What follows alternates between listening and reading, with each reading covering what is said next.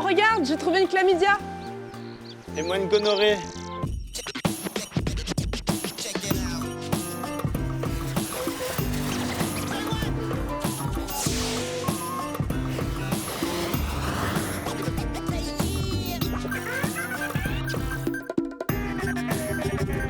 Les infections sexuellement transmissibles, MST ou IST, c'est la même daube, ça peut faire partie de la vie sexuelle. Le sexe et les IST, c'est un peu comme l'alcool et la gueule de bois, on n'est pas tous égaux devant. On commence par quoi? La cystite?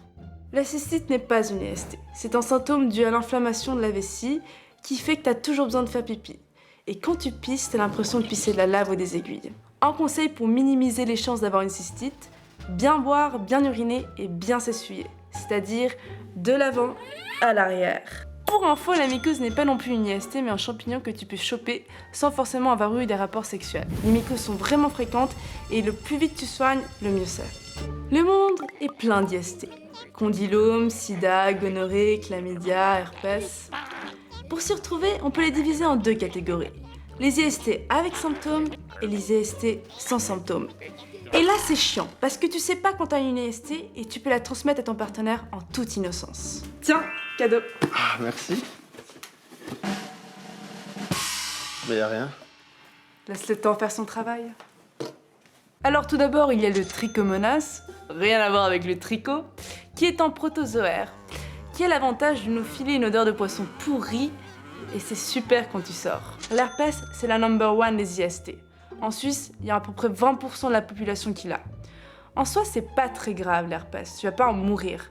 C'est juste chiant parce que c'est la plus fidèle des IST. Tu l'as pour toujours. C'est vrai qu'avant, j'étais souvent seul. Puis j'ai trouvé cet ami et je sais que lui au moins, il sera là pour toute la vie. Passons à la gonorrhée, ou chaude pisse. Bon, déjà, le nom est assez dégueu.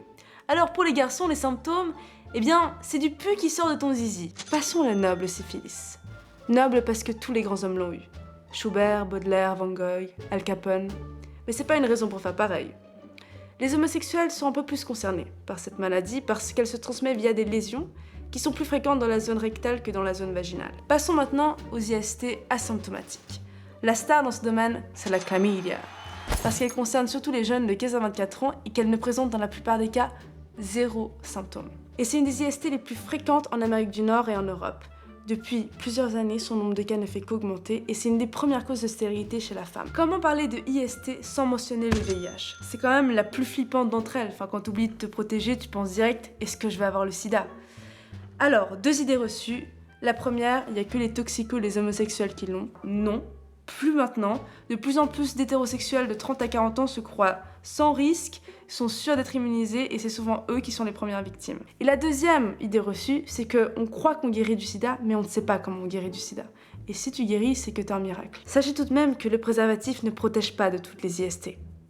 Mais il reste le meilleur moyen de lutte contre ces bâtardes. Souvent on évite les contrôles et les dépistages parce qu'on a peur de la maladie et de la mort. Mais le plus rapidement tu vas détecter l'IST et le plus facilement tu vas t'en débarrasser. Donc, moralité de cette histoire, protection et dépistage.